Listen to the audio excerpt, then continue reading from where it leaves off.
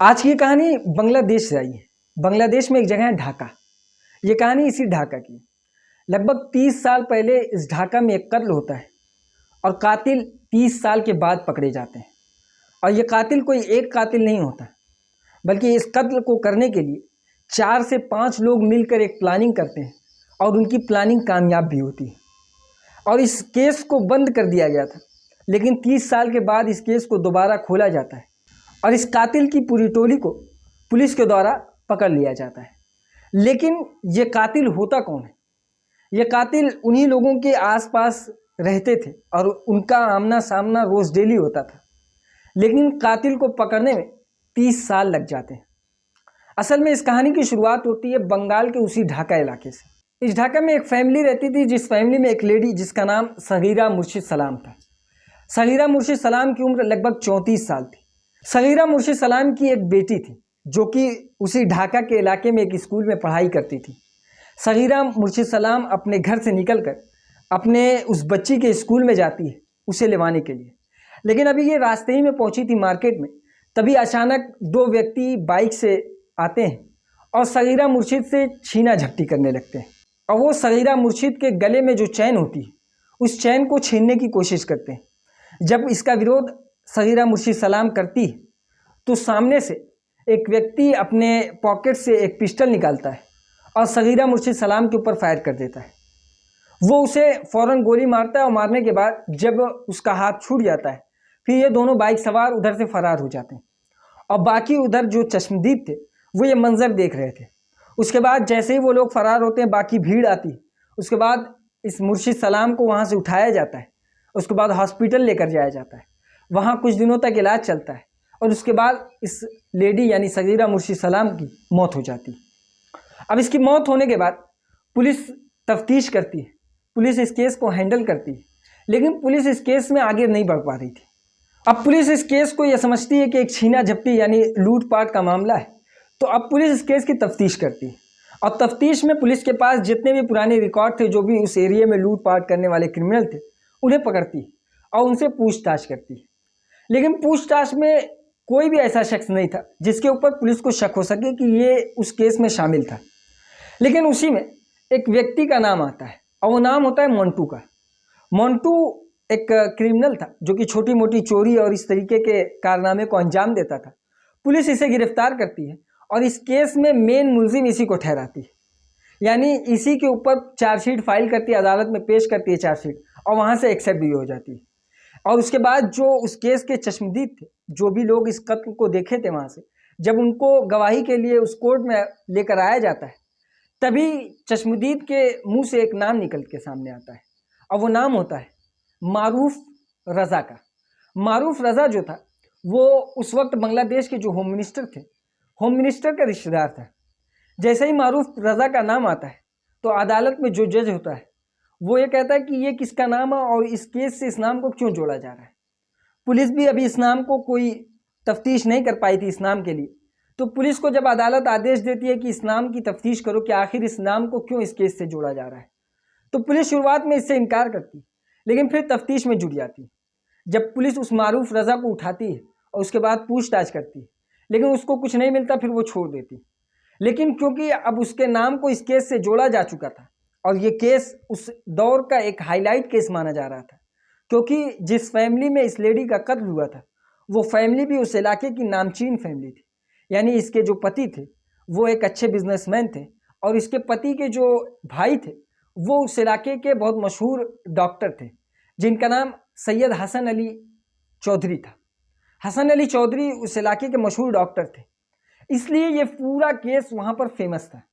अब उसके बाद जब मारूफ रज़ा का नाम आता है तो मारूफ रज़ा, ये केस लोअर कोर्ट में चल रहा था, मारूफ रज़ा पहुँच जाता है हाई कोर्ट में। हाई कोर्ट में ये अपील दायर करता है कि उसके नाम को इस केस में ज़बरदस्ती लेकर आया जा रहा है, क्योंकि उसके नाम की बदनामी हो रही है, इसलिए इस केस में मेरे नाम को ना घसीटा जाए, इस तफ्तीश को रोका जाए। अब उसके बाद हाई कोर्ट में कुछ दिन तक ये केस मामला चलता है।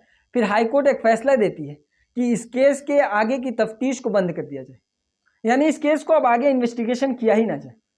अब पुलिस इस बात को, जब पुलिस को आदेश मिलता है तो पुलिस इस बात पर ठहर जाती है कि इस केस में जो मेन मुलजिम है वो मोंटू है और मोन्टू को इस केस में लपेट दिया जाता है और मोन्टू इस केस के सिलसिले में जेल चला जाता है। अब सारा मामला चलता रहा, लगभग धीरे धीरे वक्त बीतता गया और वक्त बीतते बीतते 30 साल गुजर जाते हैं। और 30 साल में यानी जो इस लेडी का जिस लेडी का कत्ल हुआ था, उस लेडी के पति ने पूरी कोशिश की इस केस को दोबारा खोलने के लिए, लेकिन इस केस को दोबारा खोलने में जो वक्त लगता है वो 30 साल हो जाता है। 30 साल गुजरने के बाद साल 2019 में इस केस को दोबारा से खोला जाता है। उस औरत के पति ने अदालत में इस अपील को दायर किया कि इस केस में अभी तक कुछ नहीं हुआ, कोई मुजरिम नहीं पकड़ाया, अभी फैसला नहीं आया इसका और कातिल खुलेआम घूम रहे। तो अदालत ने एक फैसला दिया कि इस केस की तफ्तीश को दोबारा से खोला जाए। उसी अदालत के एक जज ने यह फैसला दिया था कि इस केस को बंद कर दिया जाए और उसी अदालत के दूसरे जज ने, इस बीच कितने जज आए और कितने चले गए, दूसरे जज ने यह फैसला दिया कि इस केस को दोबारा खोला जाए। अब पुलिस को जैसे ही आदेश मिलता है कि इस केस को दोबारा खोला जाए, पुलिस कंफ्यूज हो जाती है। कंफ्यूज इसलिए होती है कि 30 साल पहले जो केस शुरू होता है, उस केस की दोबारा से तफ्तीश करने के लिए उन्हें बहुत मशक्कत और मेहनत करनी पड़ेगी। लेकिन पुलिस एक फैसला लेती है और फैसला ये होता है कि वो फैसला लेती है कि जिस केस को जिस जगह छोड़ा गया था उसे उसी जगह से दोबारा से शुरू किया जाएगा। यानी ये मारूफ रजा का जो नाम आया था, यानी ये केस उसी जगह पर बंद हो चुका था, लेकिन अब इस केस को दोबारा वहीं से खोला जाएगा। अब उसके बाद फिर पुलिस तफ्तीश करती है, मारूफ रजा से दोबारा से पूछताछ करती है, लेकिन मारूफ रजा का अभी भी कोई मसला सामने नहीं आ रहा था, यानी कोई हाथ मारूफ रजा का इस केस में सामने नहीं आ रहा था। अब पुलिस तफ्तीश करती है लेकिन उसको कुछ नहीं मिलता, वक्त गुजरने लगता है। तभी अचानक पुलिस के एक ऑफिसर को, जो कि उस वक्त उस केस में ये मौजूद था, उस थाने में जब ये मामला होता है, तो उस वक्त वो ऑफिसर एक बात बोलता है। वो कहता है कि शायद जो इस केस में रिक्शे वाला था, जिस रिक्शे पे वो लेडी बैठी हुई थी, उस रिक्शे वाले से अगर पूछताछ की जाए तो शायद इस केस में कुछ आसानी हो सके। तो पुलिस वाले कहते हैं कि क्या वो रिक्शे वाला अभी जिंदा होगा? तो ये हुआ कि हाँ, उस वक्त तो उसकी उम्र काफ़ी कम थी, यानी एक नौजवान था। अब उसकी उम्र बहुत ज़्यादा से ज़्यादा 50-55 होगी। तो इस तरह से उस रिक्शे वाले की खोजबीन शुरू हो जाती है। पुलिस इस रिक्शे वाले को खोजते हैं, रिक्शे वाला मिल भी जाता है, उससे पूछताछ करते हैं। तो वो एक बात बताता है, वो बताता ये कि जिस वक्त वो उस लेडी को अपने रिक्शे में बैठाया था और उसके बाद दो बाइक वाले अचानक उस रिक्शे को रोकते हैं, उस वक्त इस लेडी की ज़बान से कुछ वर्ड निकलते हैं। तो पुलिस पूछती है कि वो क्या कह रही थी, तो वो बताता है कि जैसे ही वो दोनों व्यक्ति बाइक रोक कर सामने आते हैं, तो ये लेडी कहती है कि अरे तुम लोग इधर क्या कर रहे हो, तुम्हारा इधर क्या काम है। इस तरीके से इस लेडी के ज़बान से ये वर्ड निकलता है और सामने से वो व्यक्ति इसके ऊपर लूटपाट के लिए चढ़ जाते हैं और उसका जेवर लूटते हैं, उसे गोली मारते हैं, वहाँ से फरार हो जाते हैं। अब उसके बाद फिर जब पुलिस को ये समझ में आ जाता है कि यानी कातिल जो भी था वो इस लेडी को जानता था और ये लेडी उस कातिल को जानती थी, पुलिस ये समझ जाती है ये केस लूटपाट के एंगल में जिस तरफ चल रहा था ये रॉन्ग वे पे जा रहा था, अब ये केस सही राइट वे पे आया है। अब पुलिस तफ्तीश करती है कि आखिर ऐसा कौन हो सकता है जिसे ये लेडी जानती हो और वो व्यक्ति इसे जानता और गोली मारकर चल दिया। पुलिस तफ्तीश में लग जाती है। इसी बीच आस पड़ोस वालों की पूछताछ में ये पता चलता है कि जो ये लेडी थी, इसकी फैमिली में जो इसकी जेठानी या फिर देवरानी कह लीजिए, यानी इसके पति के भाई की जो बीवी थी, उसके साथ बनती नहीं थी, अक्सर करके उससे लड़ाई हुआ करती थी। पुलिस ये तफ्तीश करती कि क्या लड़ाई ज़्यादा हद तक जा चुकी थी, तो पता ये चलता है कि हाँ, लड़ाई तो काफ़ी हद तक जा चुकी थी। अब उसके बाद फिर पुलिस वाले इस मारूफ रज़ा की खोजबीन करने लगते हैं, उसके बारे में पता करने लगते हैं। तभी ये पता चलता है कि जो इस लेडी के पति के भाई जो था, जो कि डॉक्टर था, इन डॉक्टर साहब का रिलेशन कुछ इस तरीके से था मारूफ रज़ा के साथ कि मारूफ रज़ा इस डॉक्टर का पेशेंट था और वो अक्सर इसके डिस्पेंसरी में, इसके क्लिनिक में आया करता था। पुलिस को जैसे ही ये पता चलता है कि इस डॉक्टर के साथ मारूफ रज़ा का कोई रिलेशन है, यानी डॉक्टर और पेशेंट का, तो वो फ़ौरन उस क्लिनिक पे जाती है और तफ्तीश शुरू कर देती है। इसी बीच उसे पुरानी फाइलें मिल जाती हैं जिसमें वो उसका इलाज करता था और ये डॉक्टर जो था वो उस वक्त बांग्लादेश से बाहर था, यानी उस वक्त वो ढाका में मौजूद नहीं था। अब पुलिस ये इंतज़ार करती है कि डॉक्टर साहब वापस आ जाएं, ढाका वापस आएँ तो इनको गिरफ्तार किया जाए, पूछताछ किया जाए। इसी बीच वक्त गुजरता है और डॉक्टर साहब ढाका वापस भी आ जाते हैं। डॉक्टर साहब को गिरफ्तार करने के बाद अब पुलिस उनसे सख्ती से पूछताछ करती है।